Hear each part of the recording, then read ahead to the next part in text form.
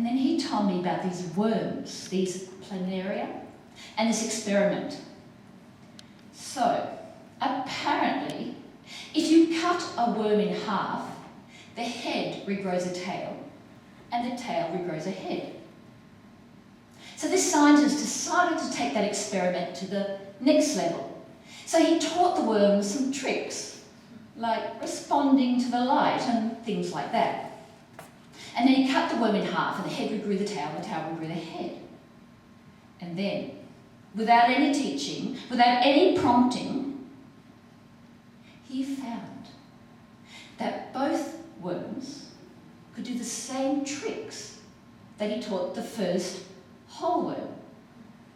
You see, the knowledge was in their bodies, in their cells.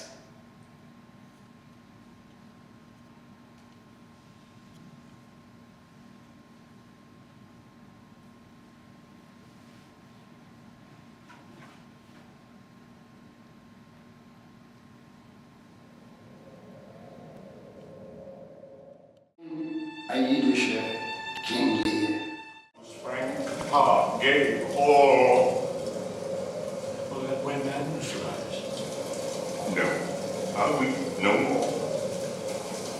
When the mind's free, the body's delicate. This tempest in my mind doth from my senses take all feeling else, save what beats there. This tempest will not give me leave to ponder on things that hurt me more. Thou wert better in a grave than to answer with thy uncovered body this extremity of the skies. Is man no more than this? Consider him well. Thou owest the worm no silk, the beast no hide, the sheep no wool, the cat no perfume. His trions are sophisticated. Thou art the thing itself. An accommodated man is no more but such a poor, bent, forked animal as thou art. Yeah, I joined the Air Force.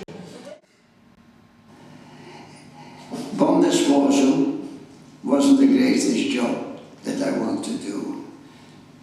I was also armourer on Spitfires, and I travelled from one island to the other one just to load the guns. My job wasn't for killing, but the guns were for killing. I lived away from the main camp because they thought I was a little bit mad. In my heart I had a monkey and was standing outside, and the monkey was always wanted to play, and nobody could go to my heart unless I said, come on, let him in. He was almost human, but he was saving me. And I also had a big gun to save me. So how did you dispose of bombs? The pin was inside the bomb, and I had to use my hands, 2 fingers, which I got the pin out, and the bomb was safe for the people. And personally, it's a very stressful job to do, because it was more distressing for the men to be secure, they were under me, than taking out the bomb. I was frightened for myself, but I was also frightened for the people that were working with me. You say he was an officer. I used to think that was like being a king. Life in the army or the Air Force was not the greatest, but I had to do it.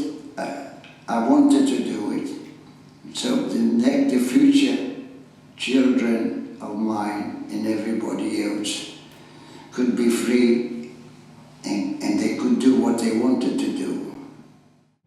To take my father on a trip to Poland. So we're in a train going to Krakow.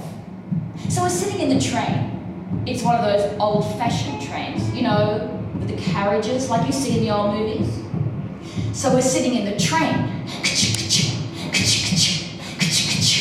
And these four youths, they're around 16, get in and sit next to us. My father's there and I'm here, and they sit either side of both of us. And we're sitting in the carriage. And I'm wearing a Magen David.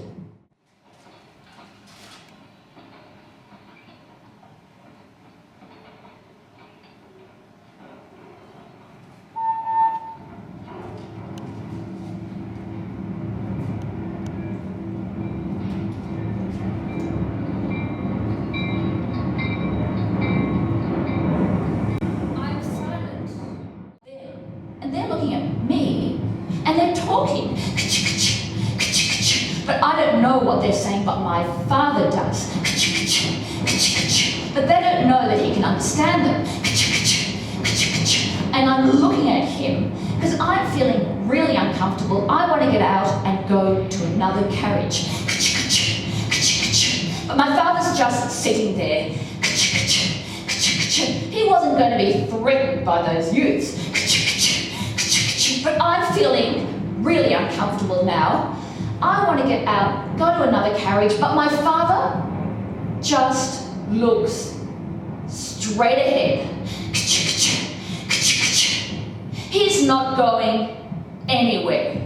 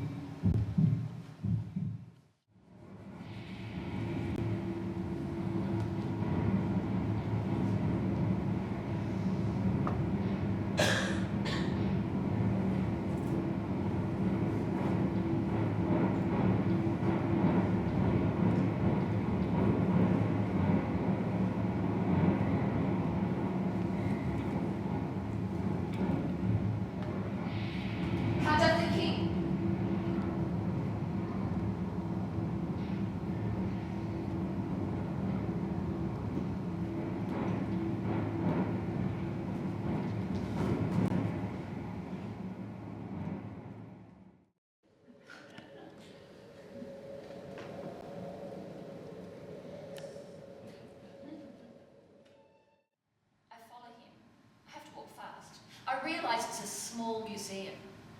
Nothing much inside, torture instruments. We notice a big old ledger. Go to it, open it. Names, lots of names. Our fingers hit the pages at the same time. My father reads the names aloud.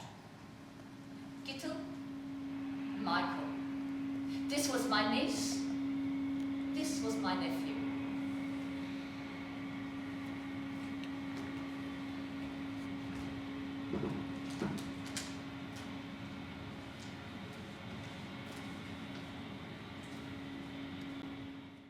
Speak. Speak.